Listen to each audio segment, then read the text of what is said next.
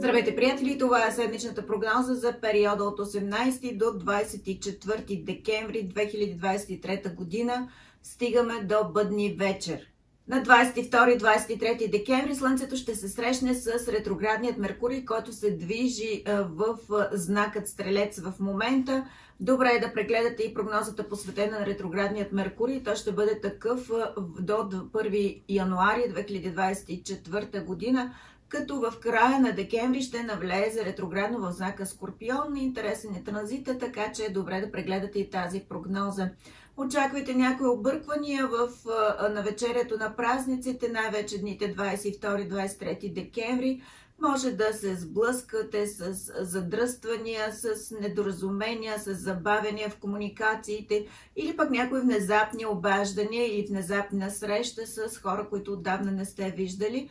Но трябва да контролирате своето его, своя начин на поведение, трябва да не се поддавате на изнервеност, на агресия, защото това може да предизвика някои неприятни емоции. Напомням отново, че говорим само за ведическа астрология, за сидералния зодиак, за точните позиции на планетите в зодиакалният кръг и че трябва да изследвате своята прогноза от позицията само на своя асцендент или лунен знак. Ако не ги знаете, можете да пишете на посочените контакти в Телеграм или Фейсбук на лично съобщение.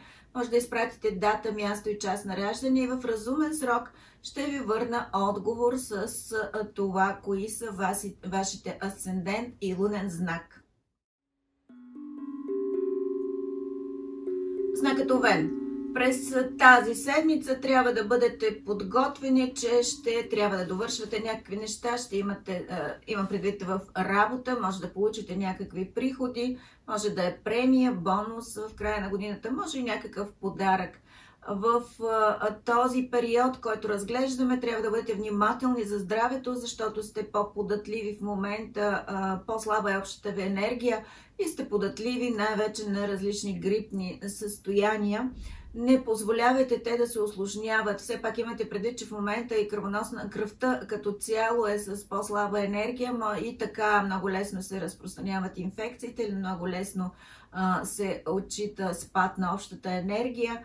Тонусът ви е по-нисък в момента или има риск да го усетите това състояние, ако все още не сте попаднали в някакво неразположение здравословно. Шофирайте с изключително повишено внимание и внимателно работете с електричество, с такива уреди, с остри режещи предмети. През тази седмица ще имате възможност да организирате пътуване. Разбира се, винаги в едно пътуване може да има някакви изненади или неочаквана развръзка или поне забавения заради това, че всички хора в момента желаят да пътуват, но не това е основната причина. Причината е влиянието на общите астрологични фактори в момента. Краят на седмицата ви дава възможност да отделите време на своето семейство, на своят партньор. Може да направите сериозен анализ на това, докъде се е развила вашата личност през тази година, да направите една логическа и нормална равносметка. В неделя ще имате възможност да посветите много време на вкусна храна, да приготвите такава храна и да отделите време за своите близки в празничните дни. Знакът Телец. Тази седмица ще ви даде възможност да свършите някои важни дела по отношение на кариера, работа, бизнес. Ще имате възможност да се срещнете с доста хора. Част от тях могат да бъдат ваши приятели, с които си организирате среща в края на годината, но може и да са хора, които са публика на някакво обществено събитие, в което искате да участвате и вие. Ще имате възможност да направите и някои разходи, най-вероятно ще са свързани с подаръци за празниците, а вие също може да получите подаръци. Ще имате възможност и да организирате пътуването, което желаете. Възможно е някакво забавене по отношение на него. Все пак и Юпитер в момента и Меркурий са ретроградни и тенденцията да има някакво забавене по отношение на пътуване предвид общият ваш хороскоп. Краят на седмицата обаче ви дава възможност да помислите за себе си, да се усетите доволни, щастливи, подобрете външния си вид, ще може да изглеждате прекрасно в вечерта преди Коледа. Знакът Близнаци. Вашата планета в момента е ретроградна и различни комуникации с хора, с които искате да уредите някаква среща, могат да се развиват с усложнения, забавяния или просто да не може да организирате съответната среща.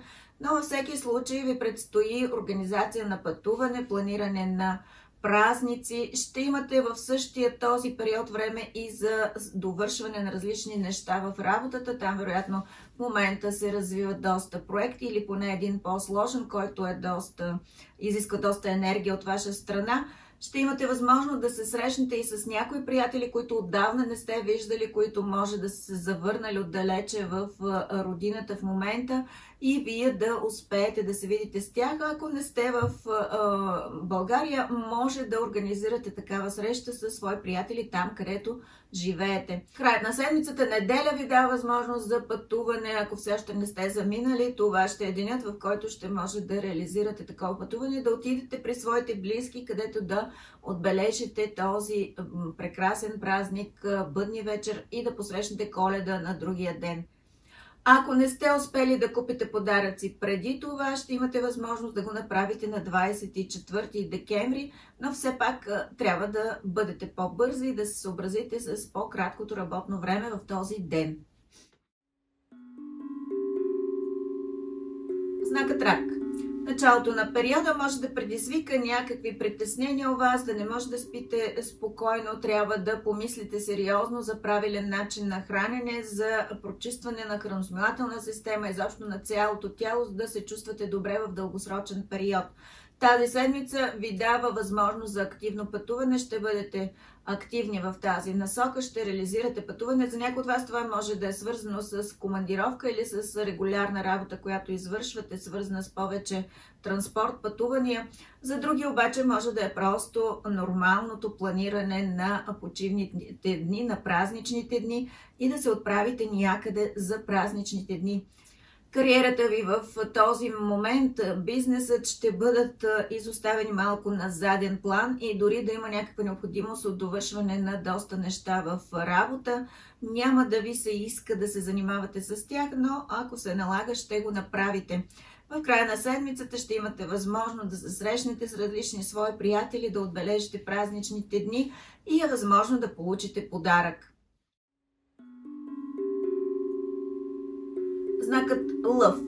Началото на периода ви дава възможност да организирате среща, от която имате нужда. Може би тя е свързана с работа, с бизнес в края на годината. Ако работите в такава насока, която се развива по-активно пред празнични дни, може да организирате среща с различни клиенти. Ще имате възможност да обърнете внимание на своя партньор. Началото на седмицата ви дава възможност да изясните някои рутинни въпроси и да създадете по-добра структура във вашата връзка.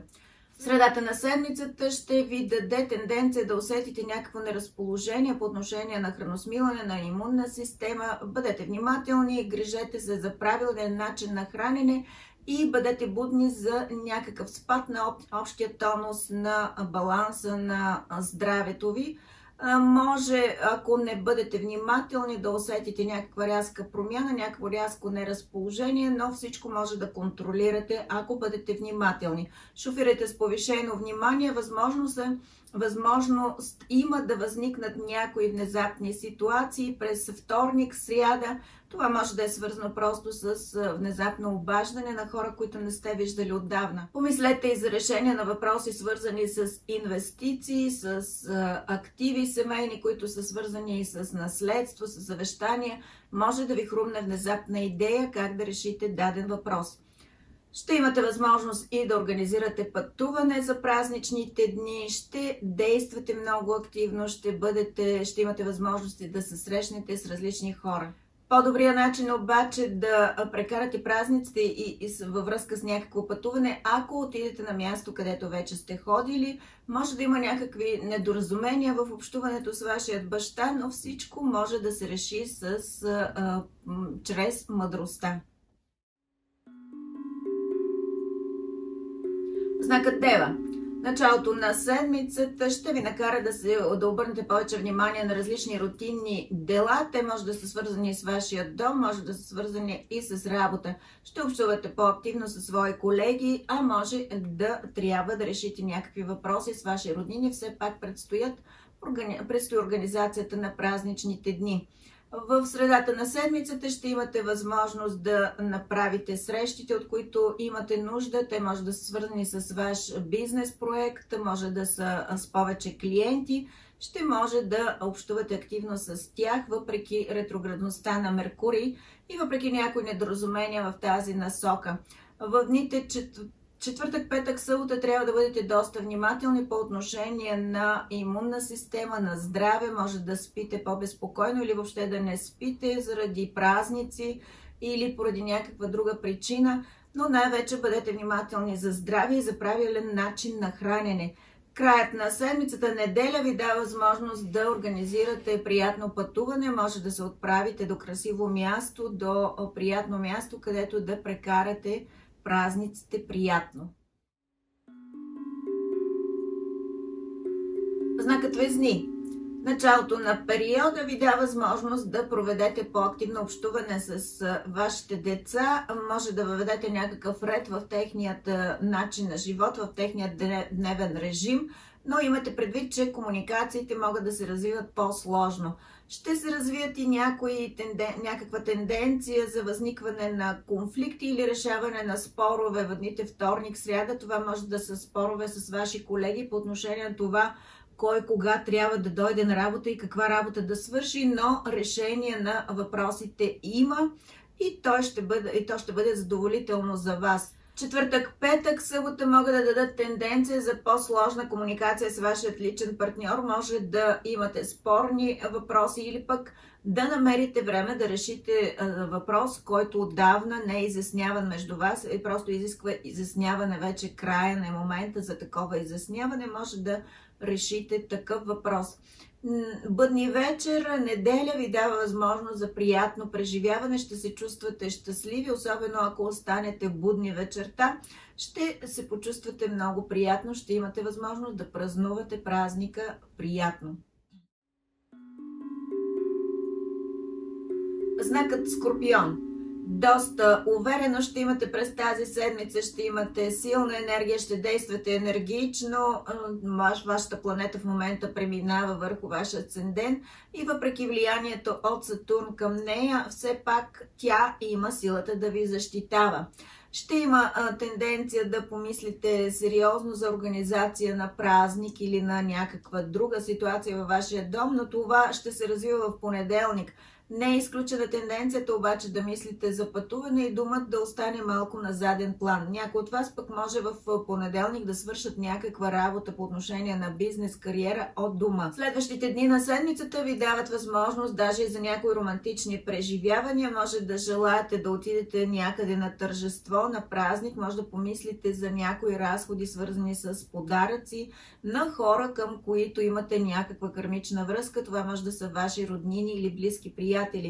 Следващите дни на седмицата, петък, събота, може би и четвъртък в някакъв диапазон на деня, ще ви дадат тенденция да помислите за физическата си структура, може да се заемете с физически упражнения. Бъдете внимателни, защото в тези дни може да възникне и някаква конфликтна ситуация. Бъдете внимателни най-вече с шофиране, с начин на комуникация с хора, които в този момент ще бъдат изнервени. Все пак преди празниците периодът сам по себе си е доста изнервещ, но в ситуацията на астрологически аспект в момента дава наистина такава сложност, на доста сложно влияние астрологично и такава нервност е възможна преди празниците. Неделя обаче е ден, който ще ви даде възможност да общувате много благоприятно с всички хора, с които застават срещу вас. Това може да са ваши близки, може да сте на някакво обществено тържество. Всичко ще бъде приятно в общуването в този аспект. Знакът Стрелец. Тази седмица изисква от вас да бъдете много внимателни в начина на комуникация по принцип и начина по който се представяте пред другите, защото има тенденция да проявявате повече его, дори до степен на нездрава упоритост, може би даже и малко и над. Бъдете внимателни в тази насока, мислете 2 или 3 пъти преди да кажете дума, анализирайте себе си, анализирайте своите мисли и всичко ще бъде наред. Но трябва да внимавате, защото тенденция за разсеяност е налична и може да забравяте едно или друго и от това да възникват някои неразбории. Комуникациите могат да имат такива сложни моменти, но с добра организация, добра подредба на общуването, изобщо ако направите план, списък на това къде трябва да се обадите, какво трябва да обсъдите, може да постигнете резултата, който желаете. В средата на седмицата ще задържи вниманието към дома. Може би ще помислите за това как да го подобрите в тази предпразнична обстановка.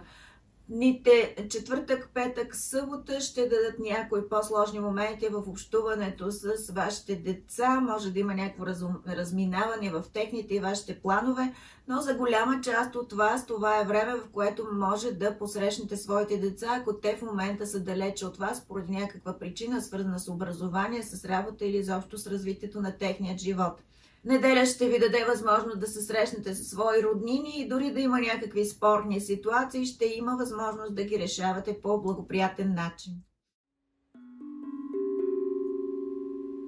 Знакът Козирог. Понеделник е ден, в който може да получите някакъв приход. Ще помислите сериозно за вашето семейство, изобщо за организацията на празниците заедно с вашето семейство. Може да решите въпрос или просто да го обсъдите с близките си. Въпрос засягащ семейните активи и благосъстоянието по принцип. Може да помислите и за това какви ястия да приготвите на празниците. Вторник, сряда, четвъртък ви дават възможност за активна комуникация, въпреки ретроградността на Меркурий.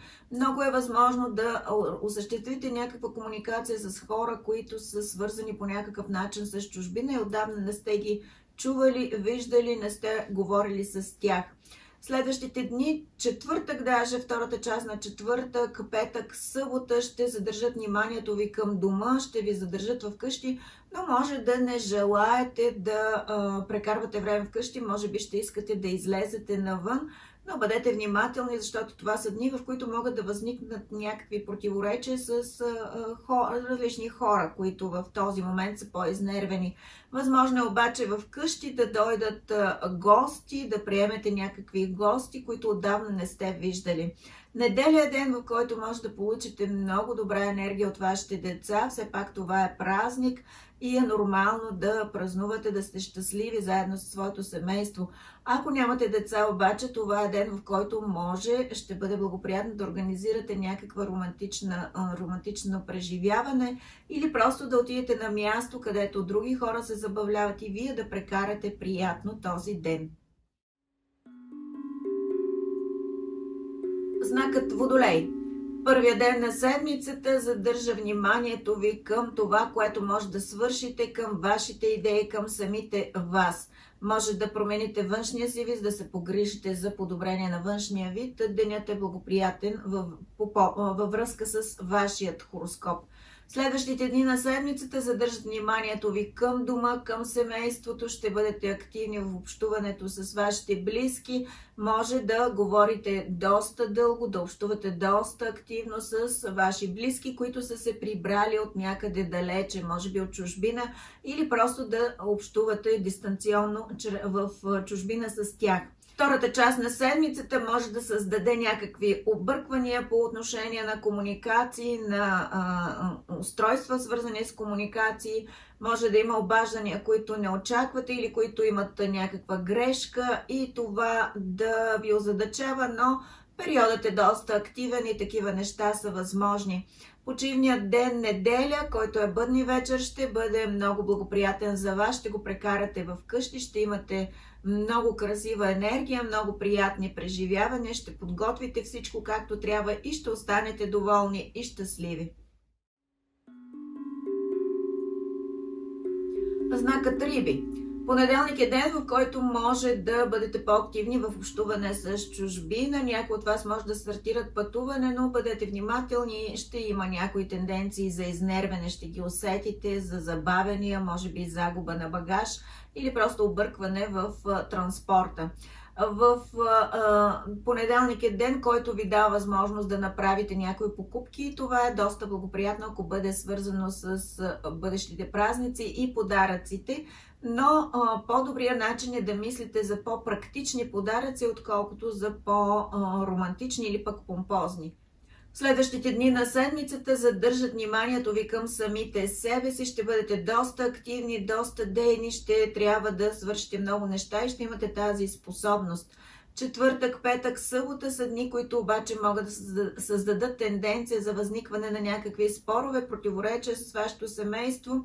Възможно е да има спор по отношение на храната, която да приготвите, на ястията, но какъвито и спорове да се развиват, това са празнични дни, всичко ще се приеме благо и ще може да се забавлявате спокойно в общуването с вашето семейство в тези предпразнични дни. Неделя ви дава възможност за много благоприятни комуникации, въпреки ретроградният Меркурий ще имате подкрепа да ги реализирате, ще се срещнете с свои приятели, които не сте виждали отдавна, ще побъбрите с близки приятели. Тези от вас, които желаят да пътуват в неделя, ще могат да реализират това намерение и ще останат доволни.